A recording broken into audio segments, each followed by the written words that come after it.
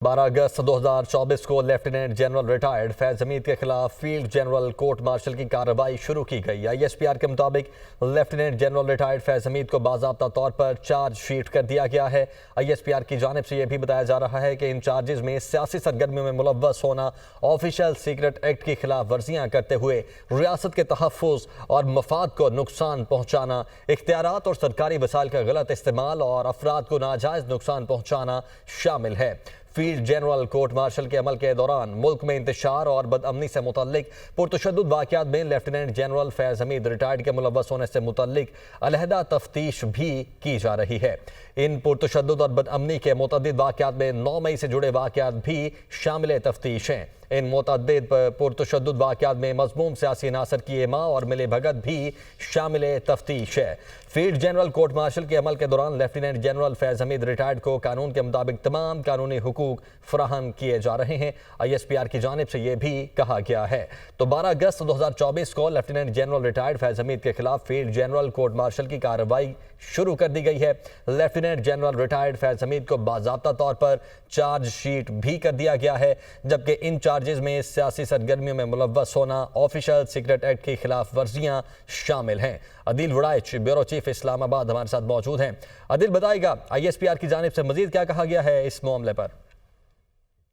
है field general court martial ने अगले मरहले में लेफ्टिनेंट जनरल फैज हमीद को बाज़ाब्ता तौर पे चार्जशीट कर दिया है, यानी उनकी इंडाइटमेंट हो गई है, यानी उन पे चार्ज फ्रेम कर दिया गया है, उन पे फर्द जुर्म आयद कर दी गई है एक मुलजिम की हैसियत से।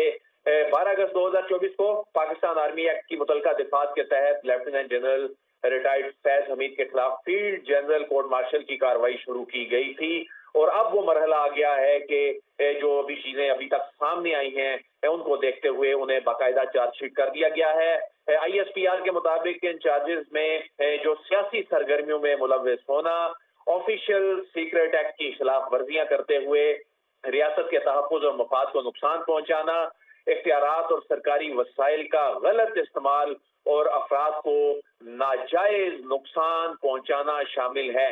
तो ISPR ने बताया है कि फील्ड जनरल कोर्ट मार्शल के अमल के दौरान मुल्क में इंतशार, बदअमनी से मुतल्लिक पुरतशद्दुद वाक़यात में lieutenant general retired Faiz Hamid के मुलव्वस होने से मुतल्लिक अलहदा तफ्तीश भी की जा रही है।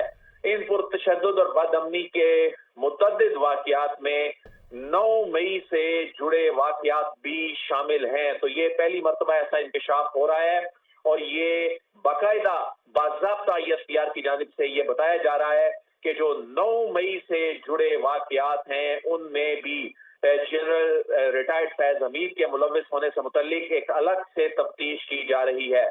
तो इन मुतअद्दिद पुरतशद्दुद वाक़यात में जो मज़मूम सियासी अनासर की एमा और मिली भगत भी शामिल है, ये भी बाज़ाब्ता इसको अनाउंस किया गया है और ये कहा गया है कि फील्ड जनरल कोर्ट मार्शल के अमल के दौरान lieutenant general retired Faiz Hamid को कानून के मुताबिक तमाम कानूनी हकूक फराहम किए जा रहे हैं, यानी उनको जो राइट ऑफ फेयर ट्रायल है जो कि एक उनका आईनी और कानूनी हक है, उसके वो तमाम तकाजे पूरे किए जा रहे हैं और उनको वो तमाम कानूनी हकूक फराहम किए जा रहे हैं जो इस प्रोसेस के दौरान फील्ड जनरल कोर्ट मार्शल का जो अमल होता है उसमें जो उनके हकूक हैं वो उनको फराहम किए जा रहे हैं। तो उसमें अब इंडाइटमेंट की जो स्टेज थी ये बहुत ही अहम स्टेज है जिसमें उनको बाकायदा तौर पे चार्जशीट कर दिया गया है।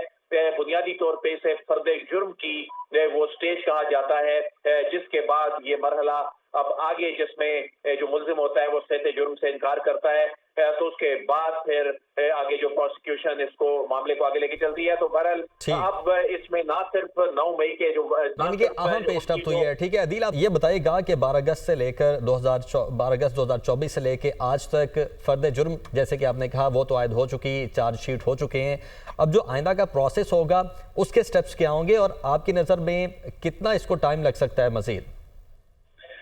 देखिए, इसमें जो एक बड़ा क्रिटिकल फेज होती है जिसमें इंडाइट किया जाता है, जिसमें कोई फर्द जुर्म आयद की जाती है, ये उस वक्त स्टेज आती है, यानी हम देखते हैं कि जब ऐसी प्रोसीडिंग्स होती हैं आमतौर पे ये प्रोसीडिंग्स ही उस वक्त शुरू की जाती हैं जब बैक एंड पे तमाम चीजें क्लैरिटी के साथ सामने आ चुकी होती हैं। फिर उसको एक फॉर्मल तरीके से एक फेयर ट्रायल और उसके बाद वो जो तमाम कानूनी आईनी हकूक हैं वो फराहम करने के लिए प्रोसीडिंग चलाई जाती है। और उसमें फिर एक ये मरहला आता है जिसमें ये मुल्जिम को बताया जाता है कि आपके ऊपर ये इल्जामात और ये तमाम चीजें सामने आ गई हैं और आप इस पे सहते जुर्म से इनकार करते हैं या नहीं। और इसमें या तो वो इकरार कर लेता है, जो कि आमतौर पे ये होता है कि सहते जुर्म से इनकार कर दिया जाता है, और उसके बाद फिर वो जो जिस लीगल टीम ने, जिस प्रोसिक्यूशन ने ये तमाम केस तैयार किया होता है, फिर उसने ये एस्टैब्लिश करना होता है। अब इस सारे अमल में जो इम्पोर्टेंट चीज है वो ये क्या है कि